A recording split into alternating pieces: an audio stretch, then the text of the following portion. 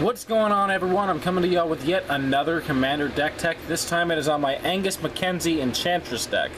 So there's actually a small story behind this, and a few months ago, I'd say about 5 or 6 months ago, a friend of mine, who's been on the channel a couple times, was building an Angus Mackenzie Turbo Fog deck based off of Wedge from the Mana Sources list, or at least what he guesstimated his list to be.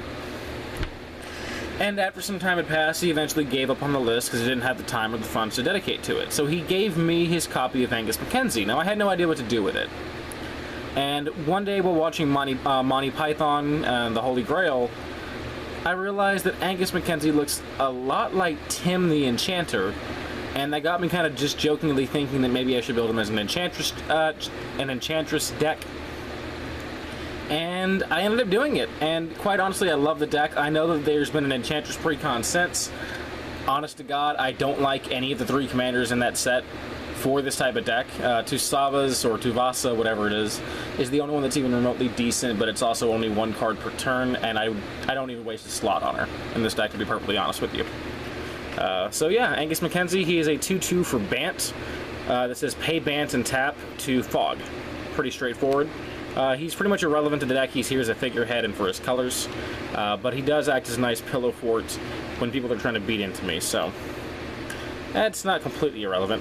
Lands, I'm going to breeze through these because everyone's seen them before. Command Tower, Exotic Orchard, Seaside Citadel, Frozen Verge, Windswept Heath, Flooded Strand, Misty Rainforest.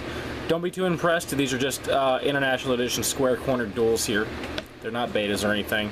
Savannah, Tundra, Trop, Temple Garden, Hollowed Fountain, Breeding Pool, Canopy Vista, Prairie Stream. I'm skipping through the lands because we've all seen the lands a million times before. There's no need to really spend a lot of time on them. They're land, they make mana, you know what they do. If I get to some utility lands, I'll discuss them. Sunpetal Grove, Glacial Fortress, Hinterland Harbor, Brushland, Attica Wastes, Yavimaya Coast. Sarah's Sanctum is one that is worth spending some time on. This is essentially Gaia's Cradle for enchantments, and we can make a lot of mana off this. It's nowhere near as powerful as Cradle or Tolarian Academy are in their respective decks. Obviously, Academy's banned for very good reason, but it is still very solid and a good way for us to just generate a lot of mana. Talaria West is here mostly to transmute either for the Sarah's Sanctum or for the next card, which is Reliquary Tower.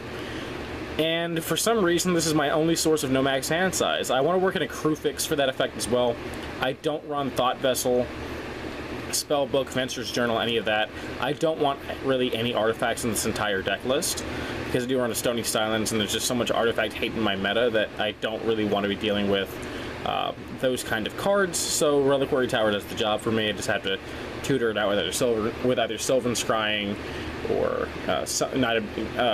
not the Reliquary, something along those lines. Core Haven, Fog is a creature when we need to, just a nice additional bit of support. Maze of Ith, more of the same, can protect us a little bit if we need to. While Glacial Chasm is just going to prevent us from being hurt whatsoever. Basics, we run 1, 2, 3, 4, 5 plains, 2 islands, and 3 forests. Into the mana ramp, the only artifact in the whole deck is Sol Ring, because Sol Ring is Sol Ring. Exploration for those extra lands. I'm not a big fan of the auras that enchant a land and help it produce more mana. I'm just not a big fan of that style of ramp, so exploration and the like are more my preference. Prismatic Omen isn't ramp, but it is great fixing and makes sure that our lands will always provide the mana we need them to. Herald of the Pantheon makes our enchantments cost 1 less and gives us life for casting them. Rampant Growth and Sakura Tribe Elder are both just 2 mana sources of mana ramp for 2 mana. Pretty much the first 2 cards that throw in most green decks, as is Cultivate. Courser of Crew Fix isn't actually ramp either, but it does help us ensure that we hit our land drops. While Mana Reflection just doubles our mana outright, which is ridiculous with Sarah's Sanctum. Okay, into the actual fun stuff of the deck. The Enchantresses are probably the most important part of any Enchantress list because they are a draw engine.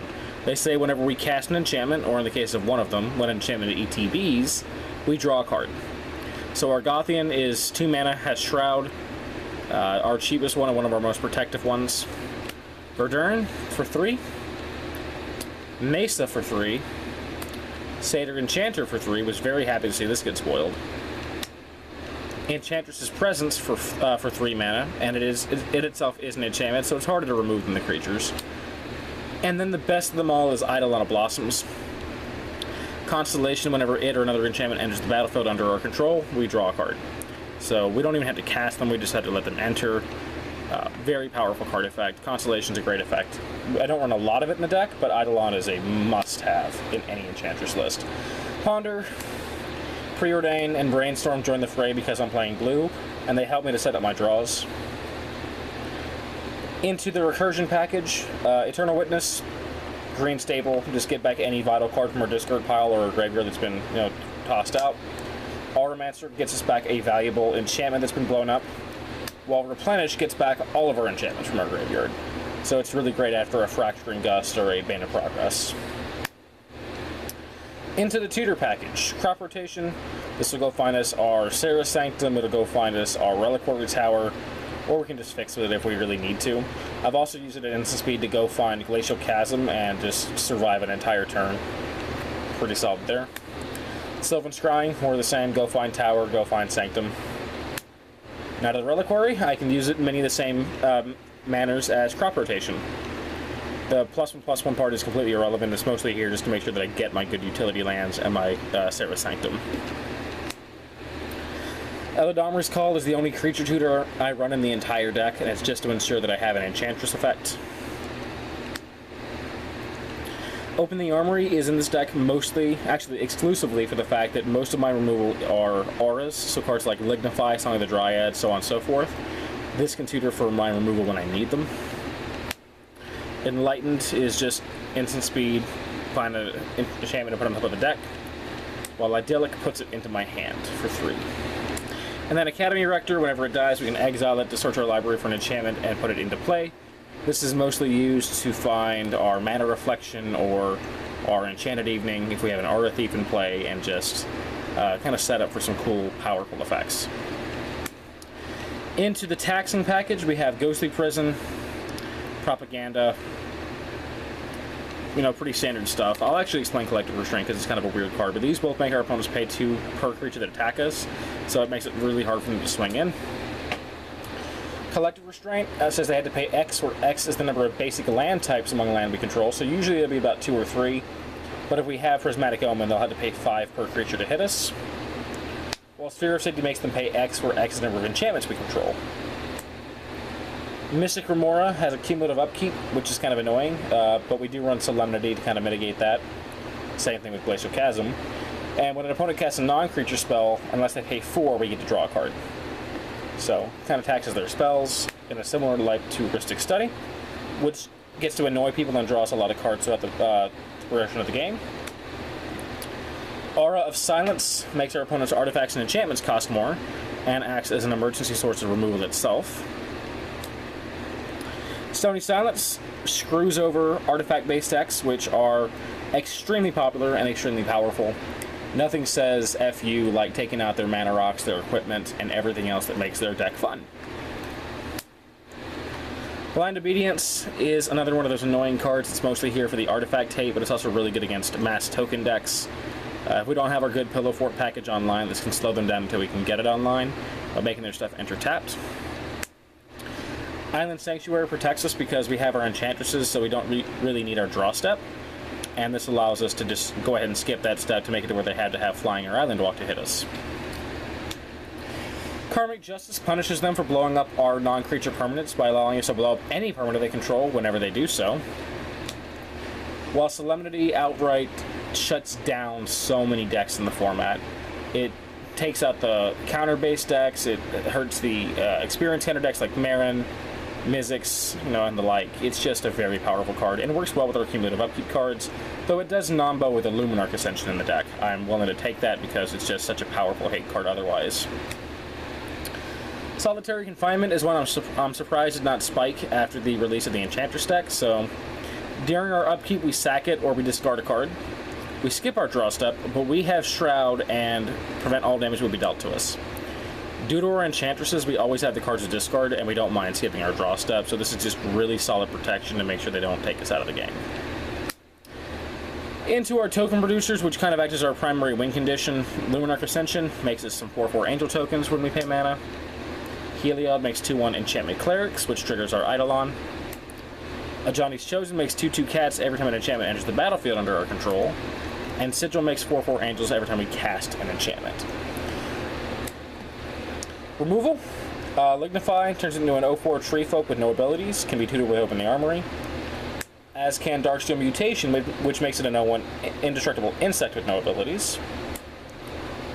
Song of the Dryads is probably my favorite source of this effect, although I have had my my play group kind of get smart and start ghost quartering and strip mining their own commanders after I hit them with Song of the Dryad and Imprisoned at the Moon.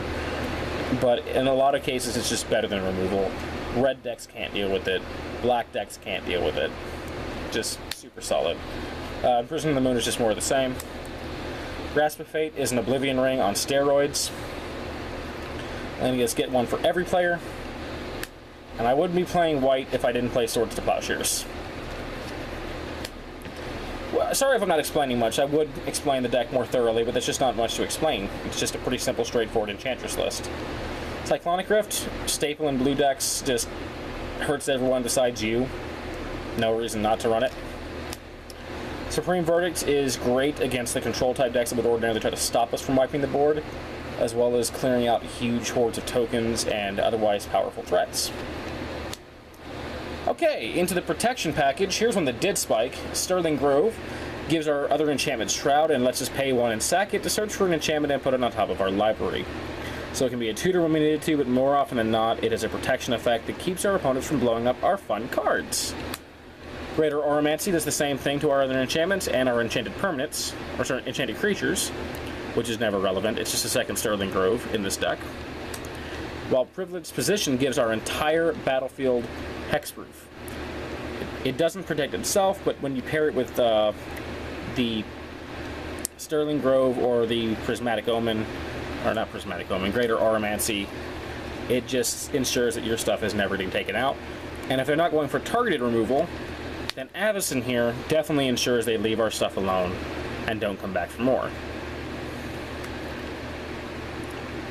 Esther's Invocation, as well as Copy Artifact, or sorry, Copy Enchantment, both serve the same purpose, getting us a second version of our powerful effects we have on board, with Copy Enchantment even letting us hit our opponent's stuff, and Invocation letting us hit that Constellation on Eidolon every turn. And then finally we have the Enchanted Evening Aura Thief combo. I've wanted to run this for somewhere for so long, and I couldn't help but go ahead and slot it in here.